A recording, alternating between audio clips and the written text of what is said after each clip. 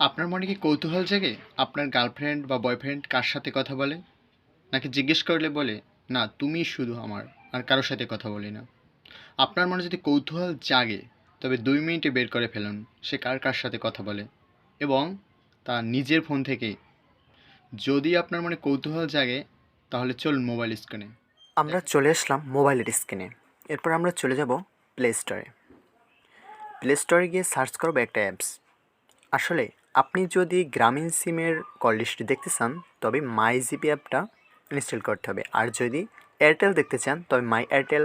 আর রবি সিমের কল লিস্টটি দেখতে চাইলে মাই রবি। আমি যেহেতু মাই রবিটা দেখতে চাচ্ছি, মানে রবি সিমের, তাহলে এখানে লিখে সার্চ করব মাই রবি অ্যাপটি। অ্যাপটি সার্চ করে ইনস্টল করে নেবেন। আমি আগে ইনস্টল করছি। তো এখানে ওপেনে ক্লিক করবেন।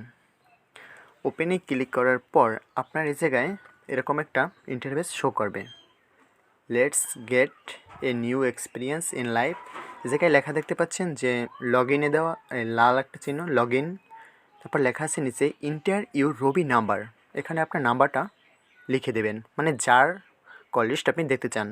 আমি আমারটা লিখে দিচ্ছি। লিখে দেওয়ার পর রিকোয়েস্টেড ওটিপি এখানে ক্লিক করবেন। এখানে ক্লিক করার পর আপনার সামনে এরকম একটা ইন্টারফেস শো করবে।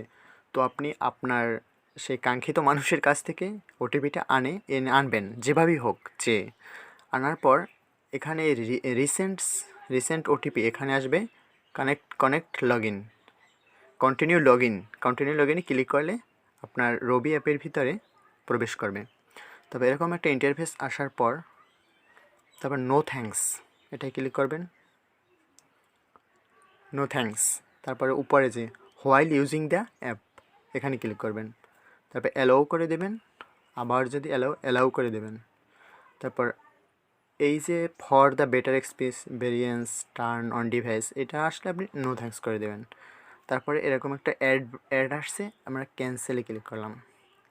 তারপর আবার একটা অ্যাড আসছে, এই মেবি লেটার ক্রস দিয়ে দিলাম। তারপর আমাদের সামনে এরকম ইন্টারফেস শো করবে। আপনি তার ফোনের টাকা দেখতে পারবেন, এমবি, মিনিট সব কিছু দেখতে পারবেন। তারপর সে কার কার সাথে কথা বলে এটা দেখার জন্য আমাদের চলে যেতে হবে।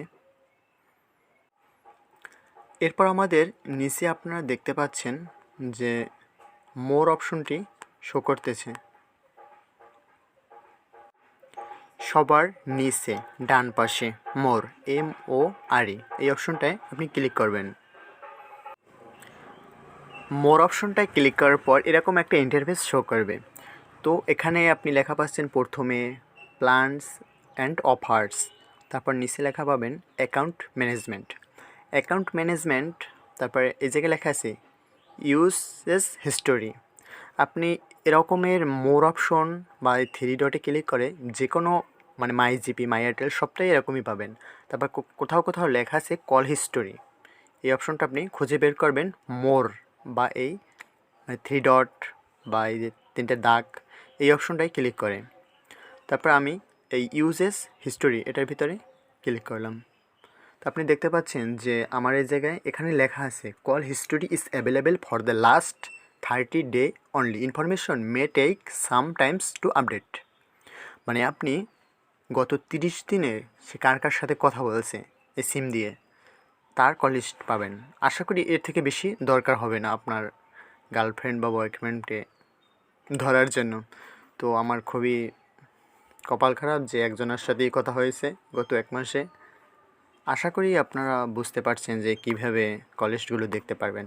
আর ওটিপিটা আপনি বিভিন্ন সিস্টেমে আনতে পারেন, যে লটারি ধরেছি একটা ওটিপি কোড গেছে, বা ভুলে তোমার নাম্বারটা উঠেছে তো এই কোডটা দাও, বা বিভিন্ন আপনি যেভাবেই চেয়ে আনতে পারেন। আর কাছাকাছি হলে তো কথাই নেই।